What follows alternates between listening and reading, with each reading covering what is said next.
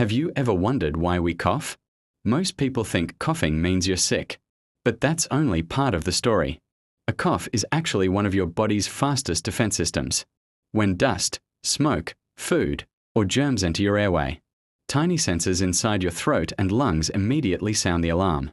Your brain reacts in milliseconds, forcing your chest muscles to squeeze and blast air out at speeds of up to 50 miles per hour.